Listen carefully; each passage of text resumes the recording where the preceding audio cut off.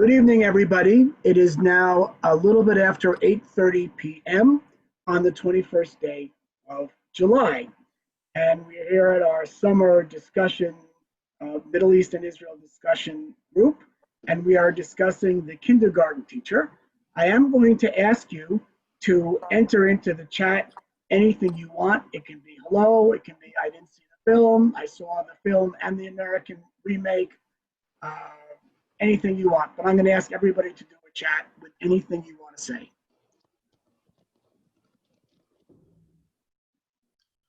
Okay, well,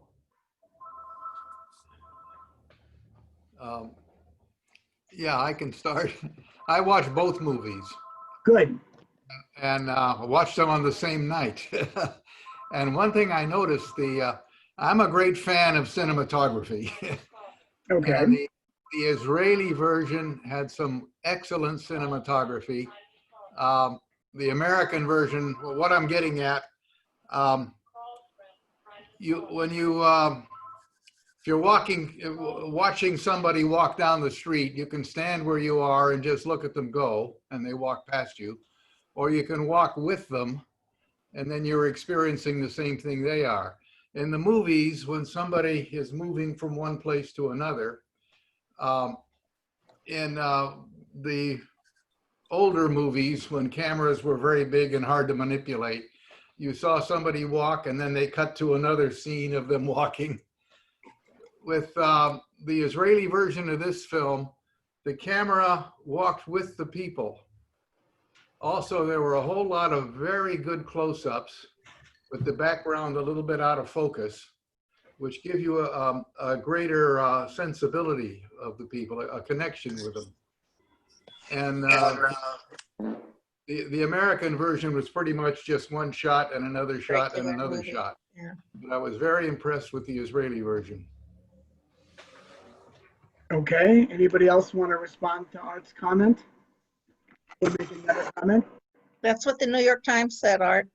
Oh, Cinematography in the Israeli version was better than the American. okay. Yeah, I didn't really care for the movie, but I did find the cinematography to be interesting. It definitely had a very unique feel to it.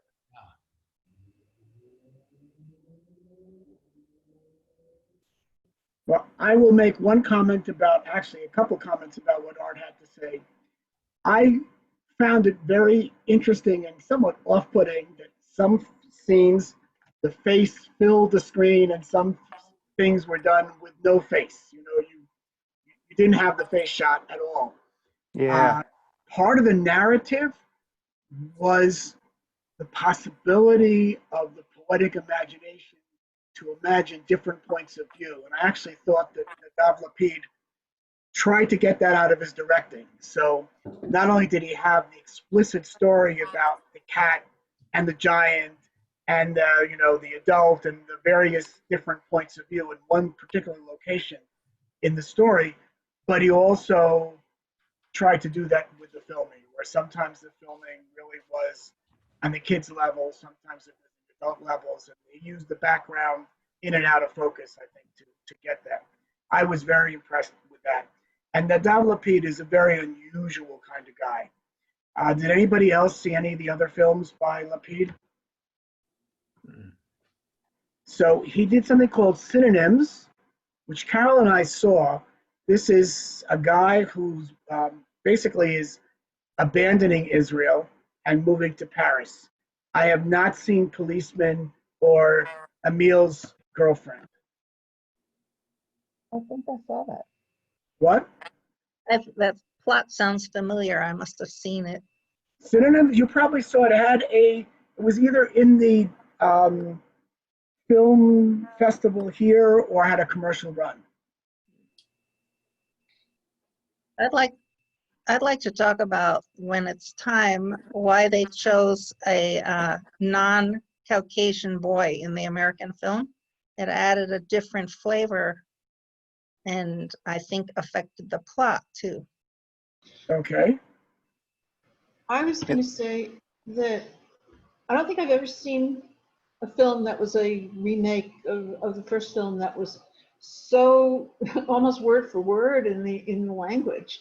I mean, the scenes, yes, it's definitely American as opposed to Israeli, but you know, the script was like copied and translated into English. It was really, I haven't seen the whole thing. I've just seen about another maybe 40 minutes of it, but it just struck me as, you know, is it just to give an appeal to an American audience rather than it's a foreign film?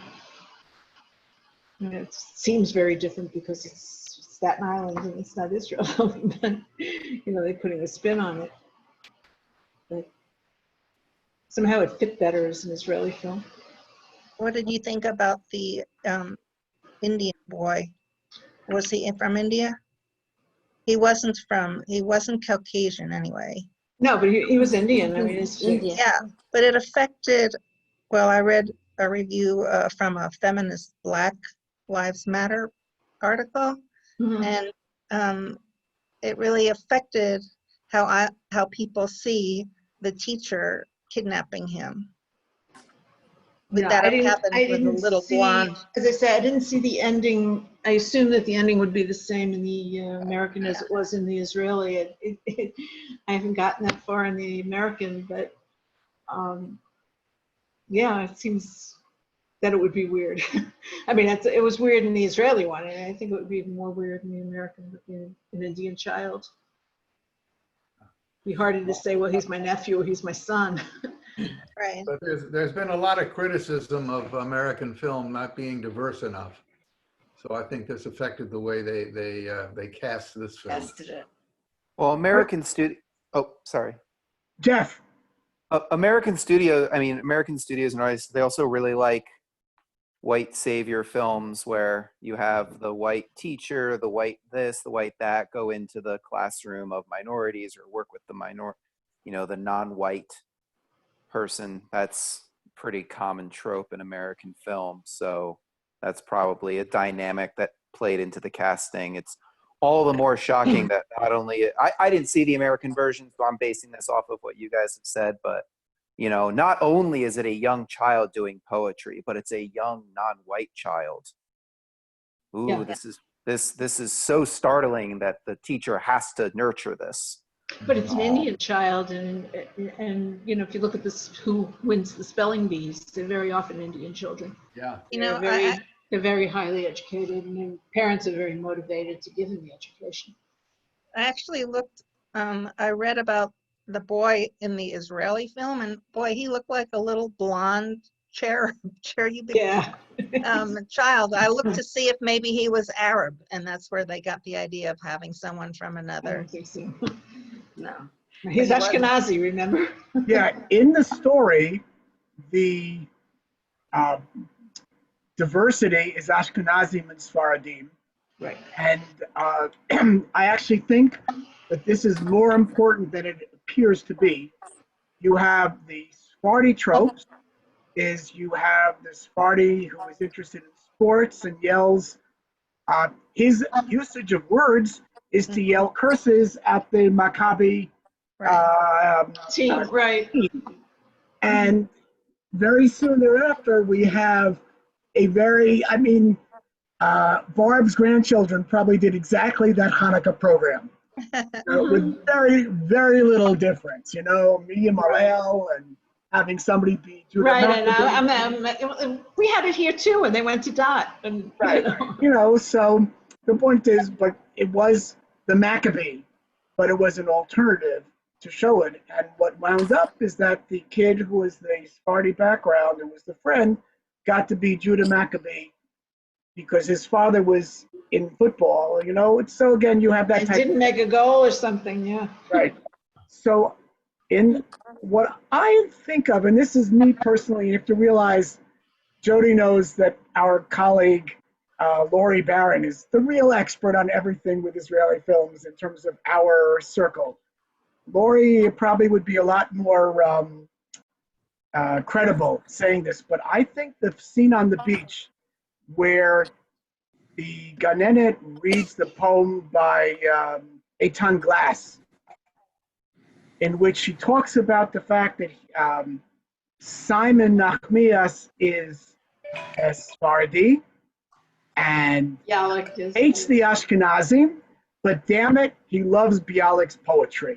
Right. And just like the kid in the football chant called Maccabi Ben Sharmuta, son of a whore. Right. Simon Glass, the poem, talks about Bialik as being a Ben Sharmuta, and she has to parse what that means. And you know, she's talking to a 5-year-old kid. A 5-year-old. That struck me as, why would somebody be doing that to a 5-year-old? 5-year-old children are generally pretty colorblind as far as their friends. Yeah, well, but the point is, so her view of the Sephardim is that they had no culture and they had only prayer books in the house. And the other Sephardi guy is a sports guy with no culture and yelling curses at the opposition, whereas the Ashkenazim are either highly materialistic and very successful, or if they're men of words, they are dead white poets, you might say. So would the kindergarten teacher be Ashkenazi? She's Sephardi. She said she's Sephardi. She said she's Sephardi. Because she's Sephardi, and her name is Nachmias, like the middle name of Eitan Nachmias Glass, who is Sephardi on his mother's side, but from Bulgaria, and his father is from Germany. And he's still among the living. I don't know whether Wieseltier is among the living, but Natan Alterman certainly is not. And they quote gobs of poetry. And there's a line, Vashochet Shachat, a famous line from, I think it's Ba'ir HaRega in the, from Bialik. Yeah, the city of slaughter. The city of Slaughter. of There's also Ala Shchita, and I mix them up, but they really shouldn't be mixed up. But these are very famous Bialik poems, which are also, I suspect that the Bialik poems that were referenced by the line from Ba'ir HaRega and by the reference Tachnisini Tachat Knafech, and I'm sorry, this is very technical for some people with no background in Israeli poetry, but Achnisini Tachat Knafech also is something that replaces religion. Shochet Shachat, Bialik is being very much against the Jews who are interested. You know, Ishti Mutaradli, the woman was raped, and she go back to living with me? And you know, they say Hatalyan, hangman, here's my neck. And he's very critical about that. And in Hachnisini Tachat Knafech, the poet Bialik is using language which sounds to me like Tachat Kanfei Shechina, Under God's wings. The God's wings, but this might have been his wife, or it might be an amanuensis or something like that. And you know, it's not clear that he's turning to God. This is a very nice traditional Jewish poetic genre that Bialik knew very well. You can write a poem which you read one time seems to be secular and anti-religious, and you read a second time, it looks like being very religious. In the Middle Ages, Yehuda Levi and all these other guys wrote poems that you could never tell whether, and Yehuda Levi, writing in Spain, you could never tell whether it was secular love of an adult woman, proscribed love of a 15-year-old boy, or love of God. And they mix the metaphors in a way that worked all three ways. Lisa, are you about to say something? No, but I will. Good. I hated the film from beginning to end. I didn't get it. I wanted to join this discussion because maybe there's something that I missed. I don't know. I just hated every minute of it. I thought it was unbelievably abusive. And I didn't think that it delved at all into the characters to understand why she did what she did. And was this kid autistic? Was he on a spectrum of autism? How did he? I wondered that. How did he possibly have this unbelievable command of the language? I mean, I just didn't find it plausible at all. And the abuse in there, it was just so disturbing. And I remember when I started watching the Israeli film and I realized I started watching the American film years ago, and I turned it off because I hated it so much. So this time I watched it till the end to see what happens, but I don't know, was anyone else have such a violent reaction like I did? Well, I Jim I and had a- then Wendy. go ahead. Jeff? Oh, I mean, I didn't make it through it. I really didn't care for it.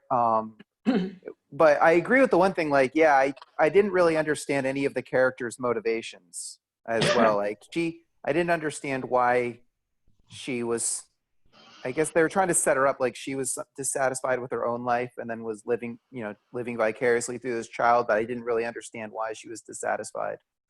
Yeah, I'm with you. I really didn't care for it. And I also wanted to come in here to hear some perspectives about from people who did like it. Because when I read the New York Times review, it was so positive. Yeah. You don't have to agree with reviewers. I asked Shimon and then Wendy and then Jody after that. Okay. Yeah, I also disliked the film, but that does not mean that I don't think it was a really good film. It was an uncomfortable film to watch for the reasons stated, but at the same time, I thought it was a fascinating film about obsession, compulsive, obsessive behavior on the part of this teacher.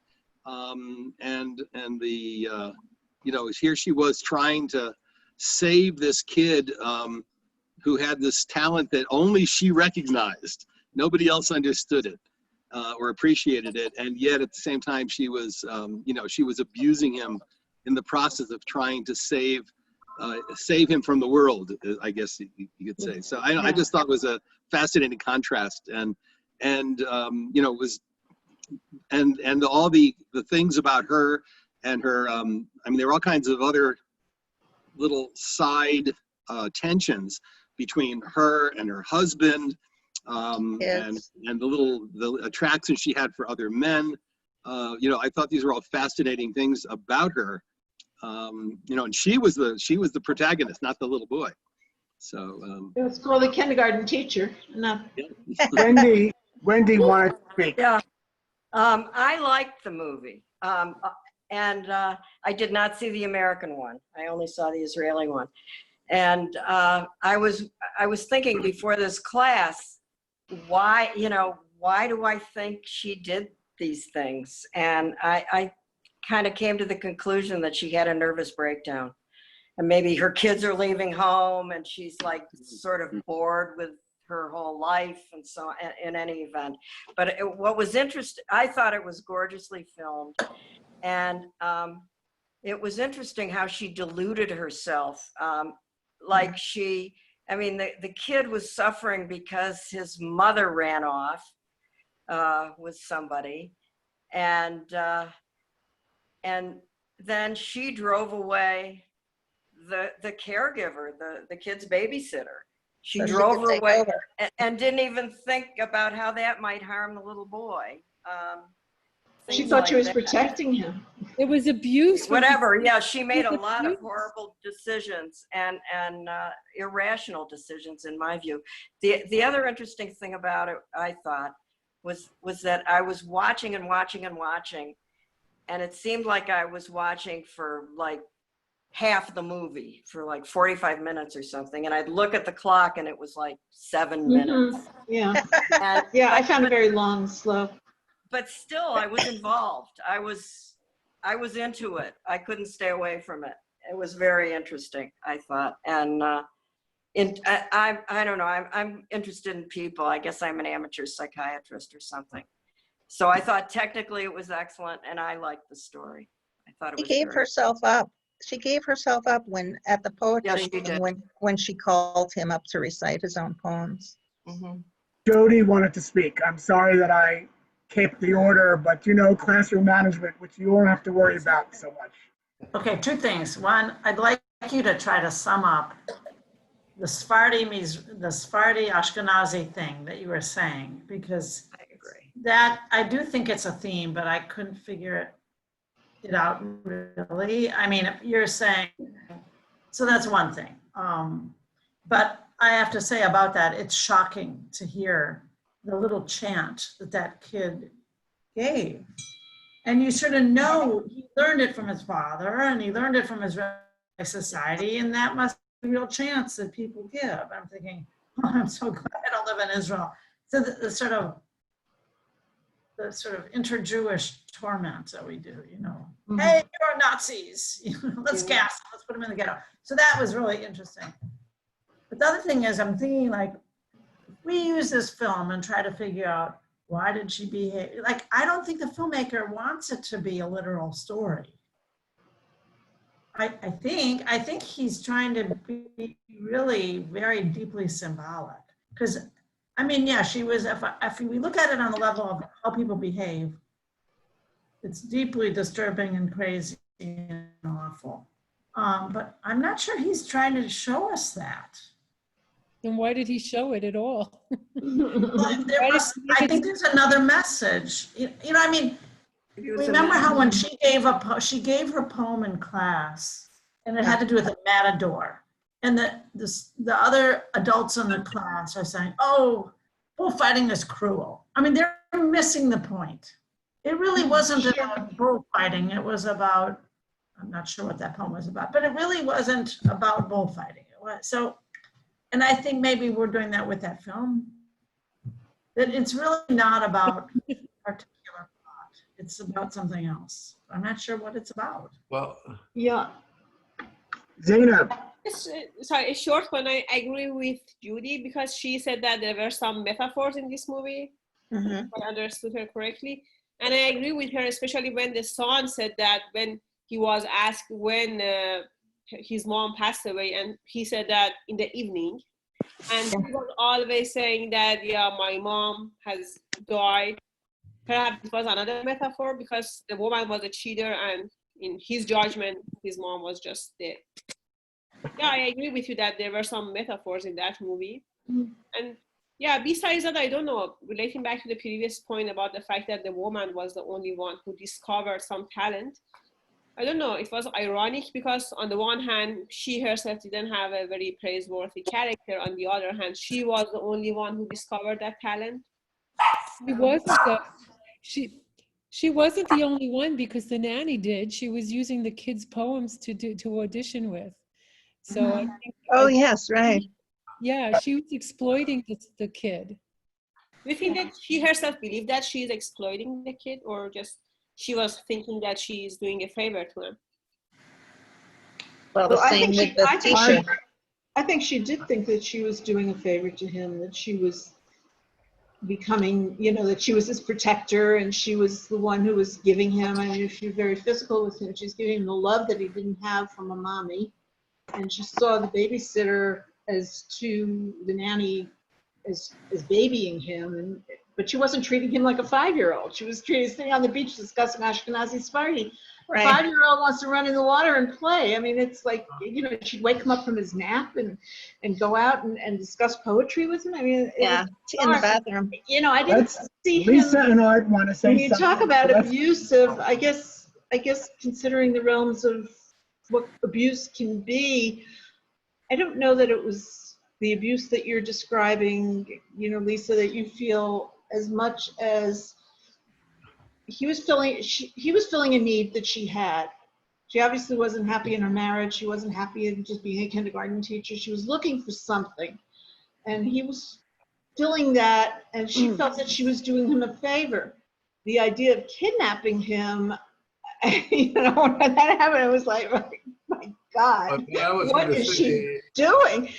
I was surprised that she was able to get into the hotel in Israel because you have to check in with a passport, and she gave a fake name. And, you know, the little details like that catch my eye. It was also sort of wild to see Lioraz as the husband, because I see him on Fauda, and it's such a different character.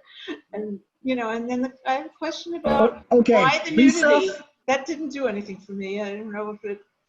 well, what I was Lisa and then Art.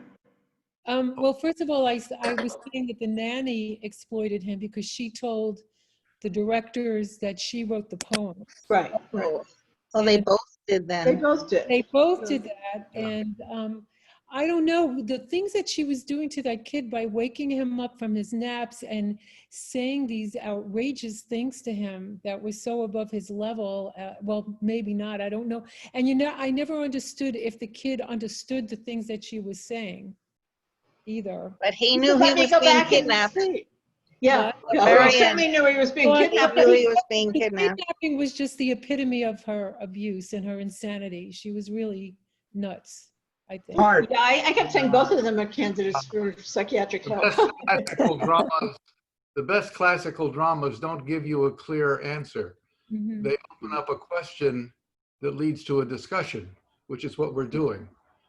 Maybe they didn't intend to let us know what was happening. All the way through, I couldn't figure out why this teacher was doing these things. It was beyond me. But it does lead to a good discussion. I'm going to spend a moment trying to answer Jody's question. I do not know whether I'll do a better job than I did before about Sephardim versus Ashkenazim. Okay. One of the questions I sometimes ask in my class is what's missing? So, for example, Claudia said, not in quite these words, where's the Arab? You know, a lot of Israeli films today deal with Arab versus Israeli identity.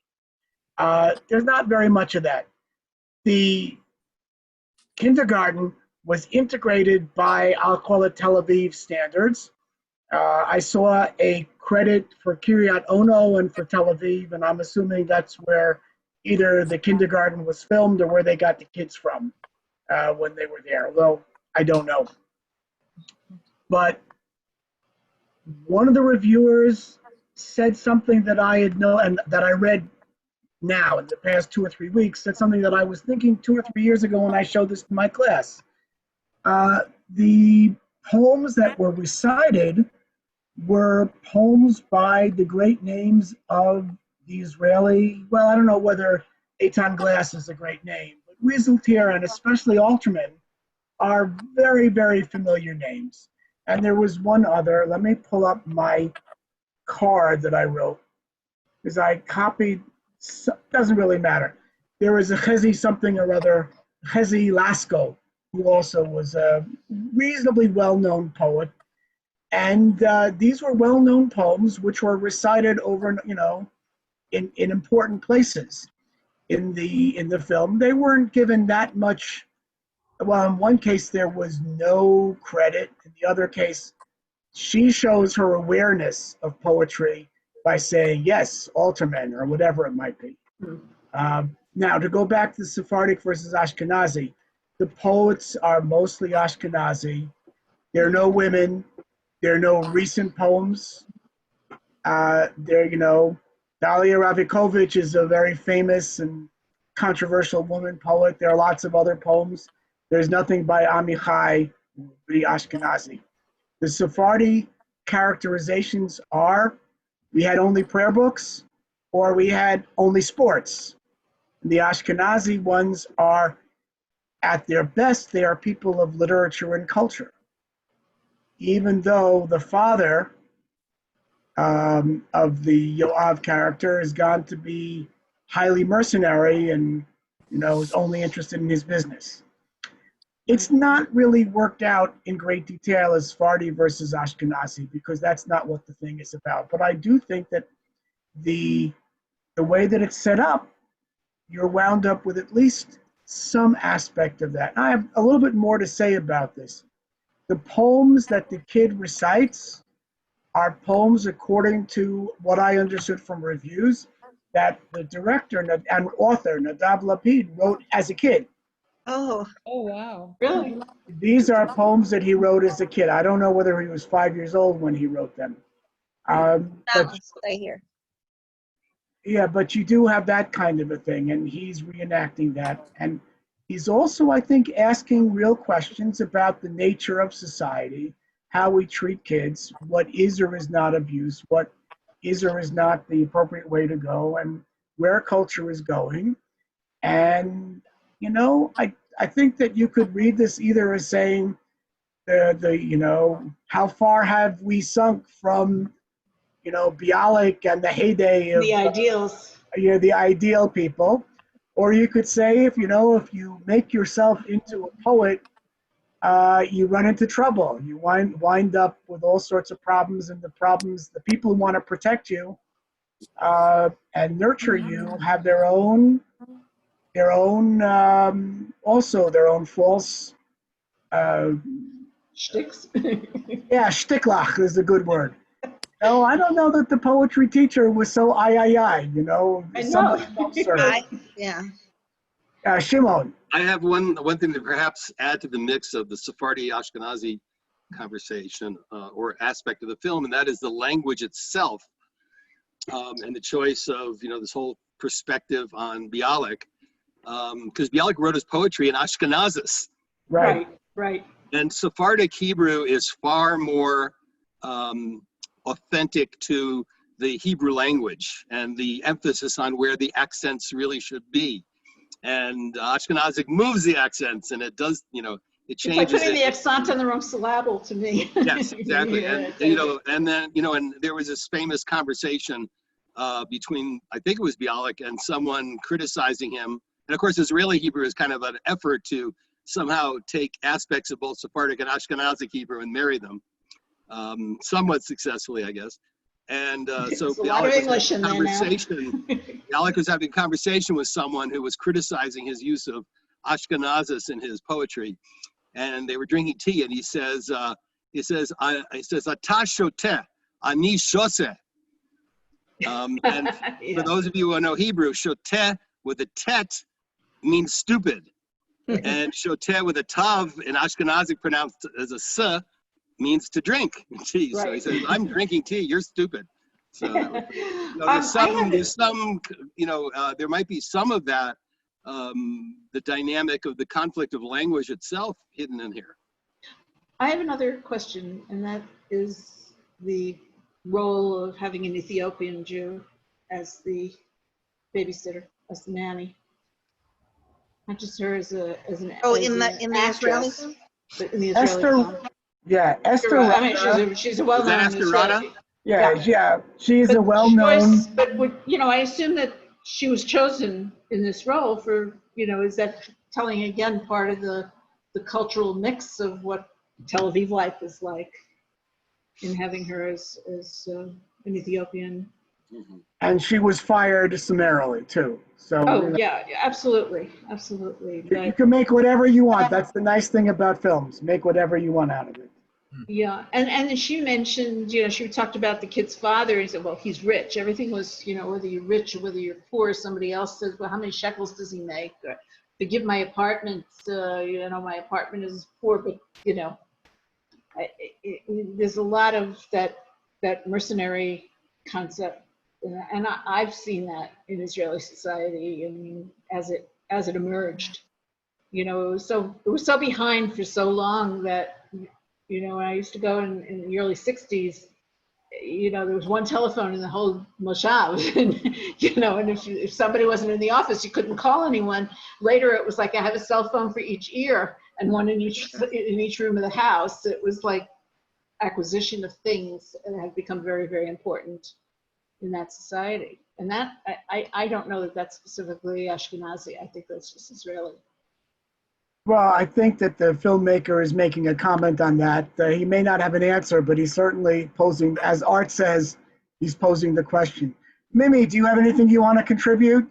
Seen this? Did you watch the film a second time?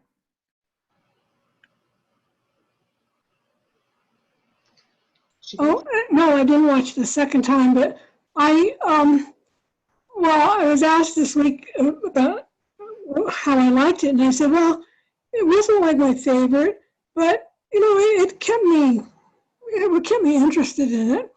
There were a couple of characters I couldn't stand, but Which ones? I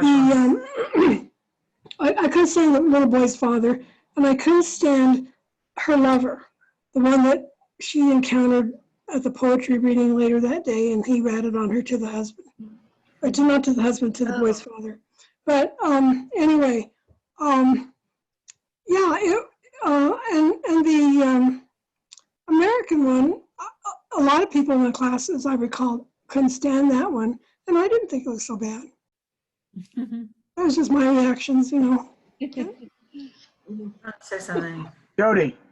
In terms of people you didn't like, the women in the film were just beautiful.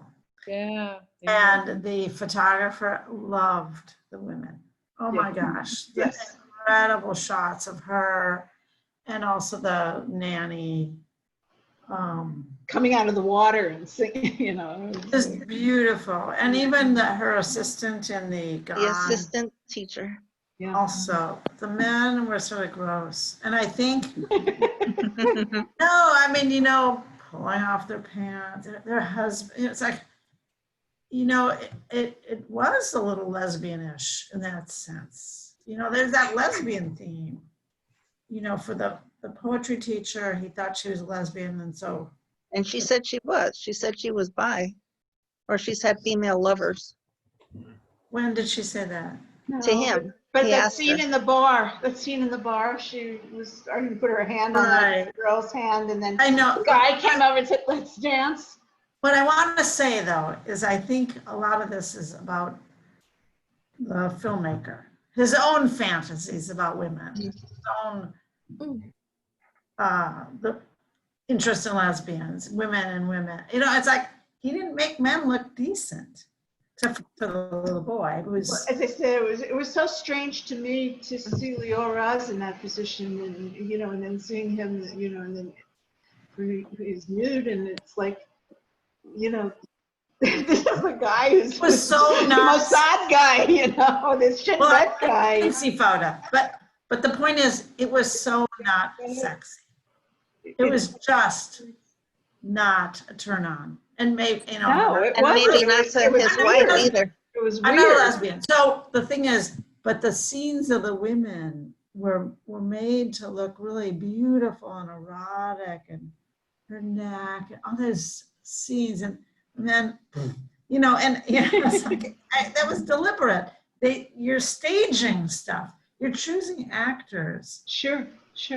So I'm not sure why, but the weird thing also, part of that was her bathing the little boy. Yes. I kept getting the creeps. Me too. Me too. But that was, I think that's part of the sexual message, I think that was purposeful. Oh, I'm Yes, sure it was purposeful. beautiful kindergartners. They're so beautiful. And if you have a class of kindergartners, some are, these kids were all beautiful in different ways.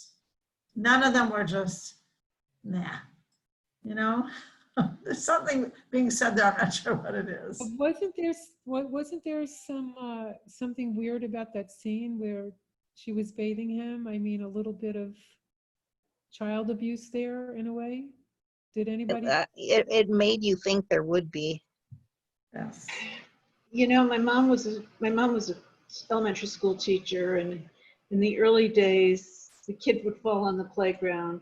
And what did you do? You hugged the child. You stopped the whatever child, right. You hugged him. You kissed him. You were physically warm without any thought. And by the time she gave up teaching, which was back in the 90s, she said, I can't do this. If the kid falls, I have to first go and get the gloves, and I can't touch them, and and I'm supposed to stop the bleeding on the scraped in knee, and I can't do it because I have to hold out a bandage, but I can't touch him. It was, this was over the top as far as the sexuality with the child. But she was sensually bathing him, and I don't know, it just creeped me out. I thought it was a little pedophilic. yeah, I thought it was a little weird too. I thought it was really interesting about mocking her in the shower.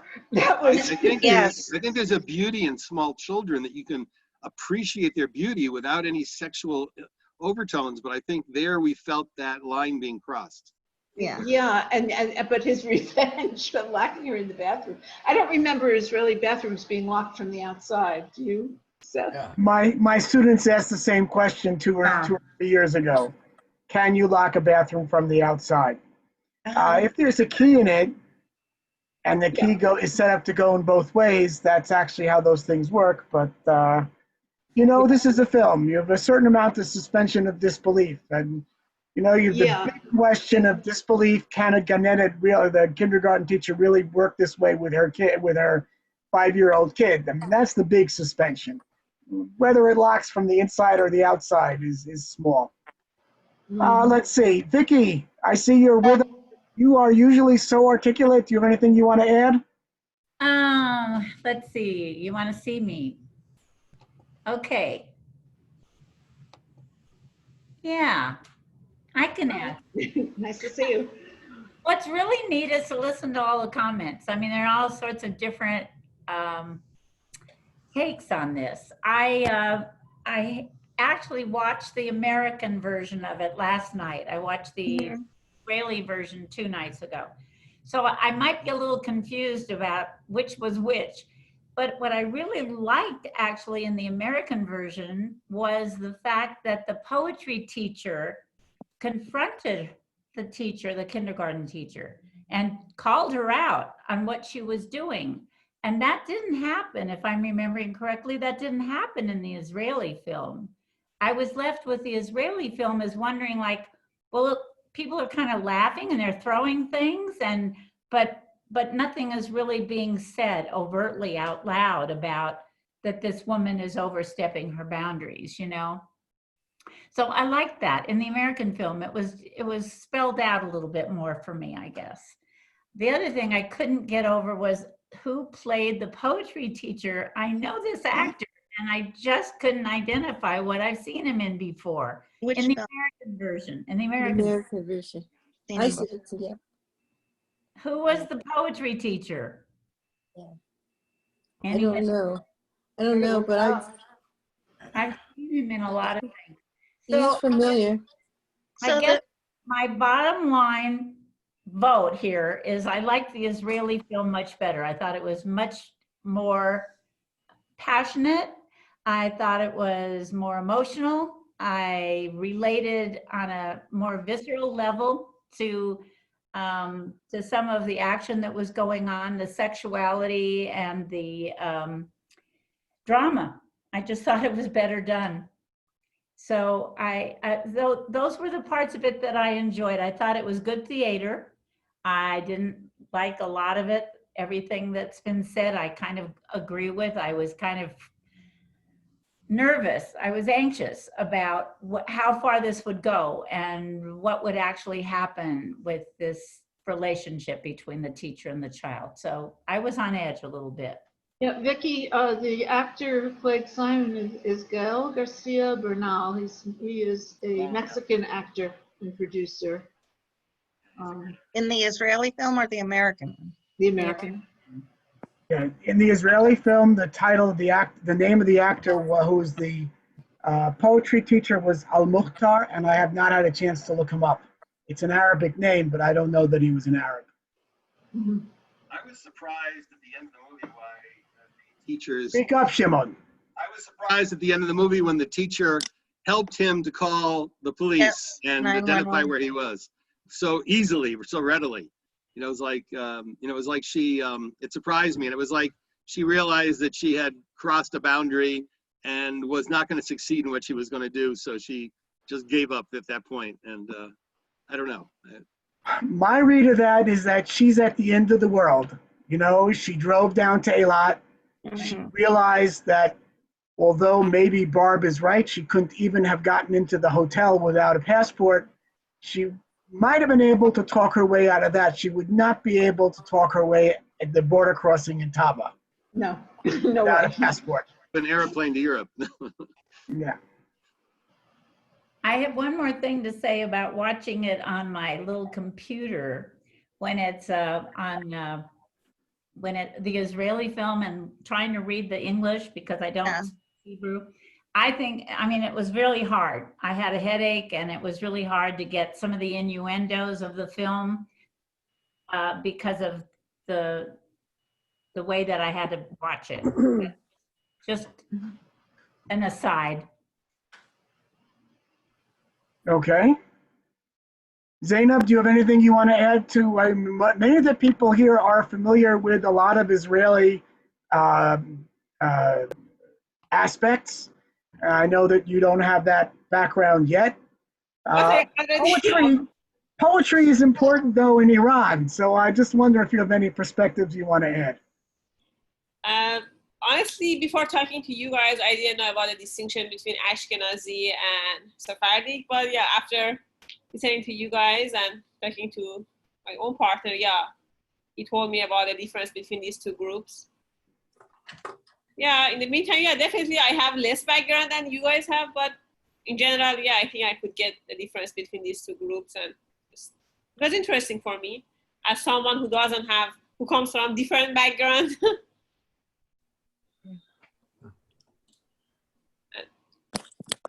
Okay, I see Claudia wants to say something. And Dorothy, did you want to say something? The whole movie was, as a teacher and educator, it was disturbing, and I was anxious during the whole movie because it was so wrong.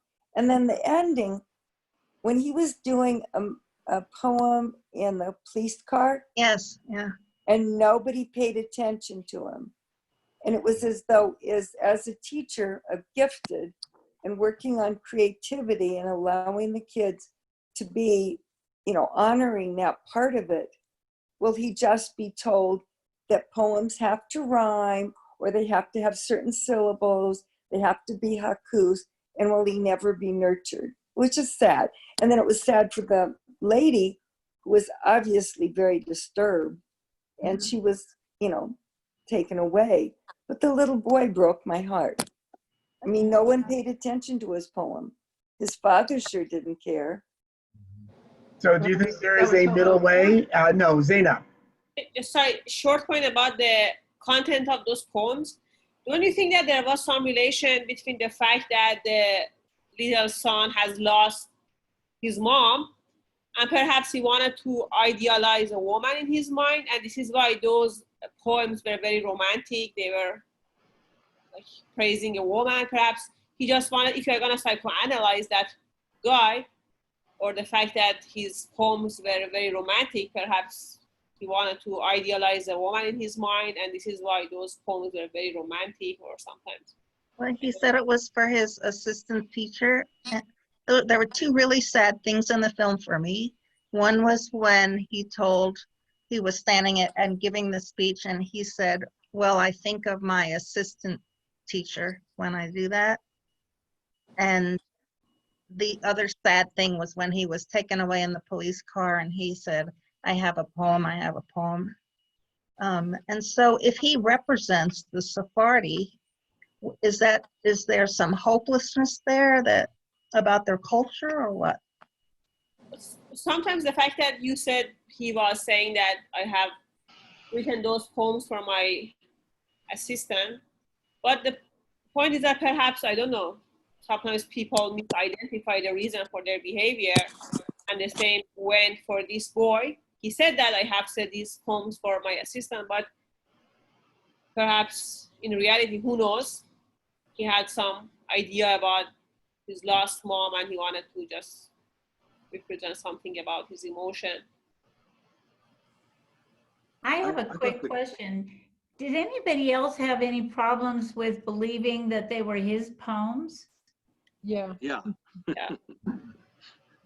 Not really. He was coming across, though, his pacing before, it was almost like the autistic savant. Yeah, I thought he was somebody was saying, is he on the spectrum? He certainly seemed to be, and although he did engage with you, but to some degree, but he wasn't like the other kids. And Wendy wants to say something. Wendy, open your microphone, Wendy.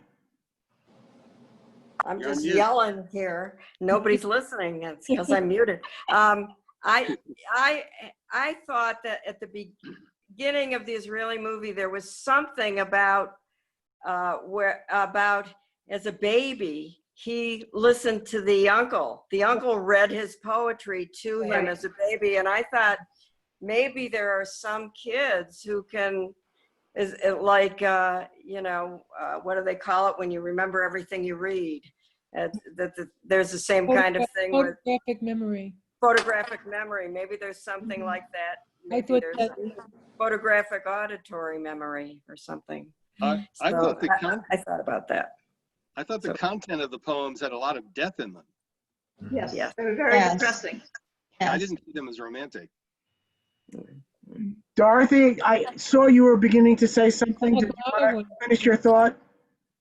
Just as coming from a gifted background, it just seemed to me the kid was profoundly gifted as far as words, as far as language.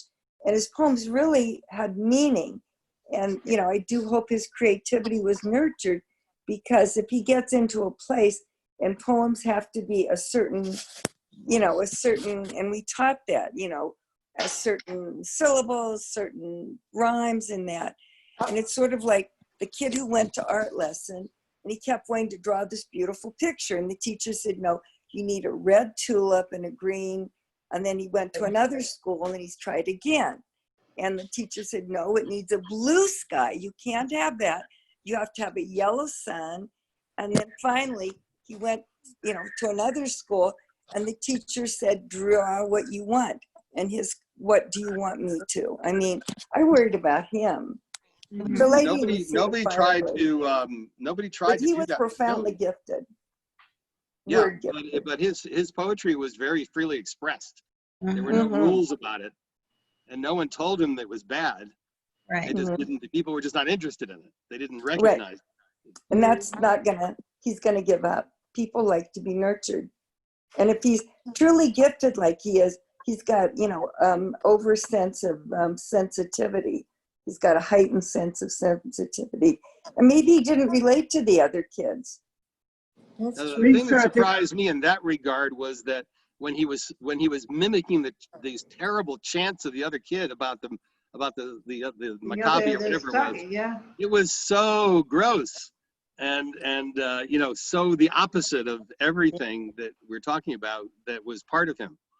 So that surprised me. Lisa. He didn't seem to understand the difference. Yeah, but he's still a 5-year-old kid, you know. Let Lisa speak. At the end, kind of at the end, when he was at the window and she was in the shower saying these, remember the horrible things she was saying about how the world is going to destroy you, and I kept thinking he was going to jump out the window. Yeah, I did too. I was afraid. Get that, and that she would have caused it, you know, because she's such a maniac, that she was going to cause that. I was really glad that the end happened the way it did. I think the director was teaching us there. Jody. I think, you know, Shimon, when you said that, it occurred to me that the reason for the chanting, I think, is to show this contrast. You know, you grow up in Israeli society in certain circles, that's what you're going to learn. You know, the chanting and it's a type of popular poetry. How deal? I mean, you know, like rap. Interesting. You know, it's like rap. Yeah, thank you. It's like rap. You know, and the words are poetic. Ghetto, the way they use ghetto. You know, like, and it occurred to me like this has to be real. It has to be what's really out there. And isn't that what the filmmaker is showing? That, and the kindergarten teacher knows that. So that's what she's trying to save him from. On the other hand, you know, she would turn him into some bizarre creep. Yeah, that's true. So can I say one thing? Point of view, Donna. Yeah, you know, being a music teacher, we've had a lot of real gifted students who are super good. I remember my violin student, I had nothing to do with it. He just was good. And so you have to know how to deal with them, work with them. So we need those people who know how to nurture them and bring them up and let them be who they are. And this, I didn't see the movie because I just saw some of the trailers and I couldn't stand the way he was being treated personally.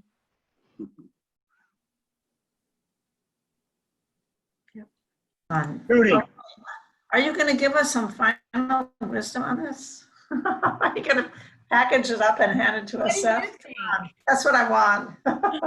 Okay, well, so here I am, the font of all wisdom, Yes, good. a position that I don't know that I'm all that happy about. I felt that I had unfinished thoughts about the film based on showing it in my class a couple of years ago. And I remember on the one hand that it was a very vibrant discussion And Lapid is an up-and-coming filmmaker, not that old, only has a few films. Silhouettes was a very strange film also. I don't know that I would show this to my class. I'd show this to the discussion group. I don't know that I would show this to my class at the university. I think it raises questions about society, and I also think that it's such a unique story in the way that it is that we would have a vibrant discussion about culture versus materialism, about the direction of society, about whether the filmmaker is effective in critiquing society in this. Is the filmmaker narcissistic by putting his own poems as a kid as being the paragon of excellent poetry? Are we, I mean, there are lots of questions I felt I had not really resolved in my mind about this film. I thought it was worth seeing and certainly worth discussing. In the university class, I thought it was useful for me to talk about films and remakes. And I began revising a little note that I'd written, and I said, you know, there are too many spoilers to send it out beforehand. It may turn out just to be beyond what I need to do to send it out afterwards. But I talked a little bit about generational remakes. You know, the jazz singer is due for another remake. And every 10, 15 years, there's another one. Sunset Boulevard, I think. There are a few other American films that have been made a couple of different times. I think in 2018, Lady Gaga had a remake of something. Yeah. Star is Born. Star is Born. Right. That we talked about. The fourth one. But this is a cultural remake. And I think it's quite interesting because a lot of the cultural cues are quite different, but the story is very slavish to the original in ways. That's what I was saying. Yeah, in ways that are not true of some of the other remakes. And I just thought it was worth talking about whether, you know, how that worked out. The kindergarten teacher's family is a little bit more fleshed out. Her kids are a lot more fleshed out in the American version. Some of the other things were a lot better done. You know, we see, better is wrong, they're done differently. Some of the iconic things, Tel Aviv, we didn't really see anything. Well, we saw Rothschild Boulevard and we saw the Staten Island Ferry. So, you know, there are those things that are the same. But I just thought it was worth talking about in my classroom, and we talked a little bit about it here as well. I don't have a final word of wisdom other than that this is this particular filmmaker's version about culture wars and whether it's good or bad to be an Israeli. And I think he came back to that in Silhouettes. I didn't see the other film that he had, and who knows what he's going to do next. So, you know, that's the best I can do for all of you in terms of me wrapping it up. I will say one more thing. My thought that this would generate a robust conversation borne out by the conversation that we had. True. Okay. Okay. I gotta go. Thank you. Next week is Fauda. I'm going to, on the one hand, try to see as much of it as I can, but we'll look at season 3, episodes 1, 2, and 3 in particular. I also think that Fauda is as different as possible from Kindergarten Teacher. Yes. In terms of the way that it works, what it's all about, the Arab-Israeli, the political stuff. There's very little about high culture. There's an awful lot about Israel. No, it's a lot of violence. Brutality. And there's a lot of violence. Okay, anybody else have anything further to say? I was just thinking one thing about remakes in different cultures. Another one I could think of where it was a very almost identical remake with a different cultural context was Tortilla Soup. It was a remake of a Chinese film of the same, you know, the same culinary topic and conflict between father and daughter is kind of a Fiddler on the Roof kind of topic, almost identical film. I don't remember the name of the original, but it was literally almost word for word again, but a totally different cultural context. Interesting. And the Magnificent Seven, also the American version of a Japanese movie. Magnificent Seven. Okay. Anybody else have anything you want to share with us? Zainab, maybe next week, Travis, is that his name? Maybe he'll show up together with you. Hopefully. Yeah, I'll let him know. Let him know that I'd love to meet him. You know, why not? Thank you. Okay. Anybody else have anything to add? Okay. Well, Certainly Thank you. have some interesting films. Thank you. good. Next week is the last. I need to take time off. I need to get, unlike Jody, I need to get my classes ready. Okay. Bye-bye, everybody. Bye. Take Thank care. you. Bye. Thanks. Bye. Thank you. Bye-bye. Bye-bye. Bye.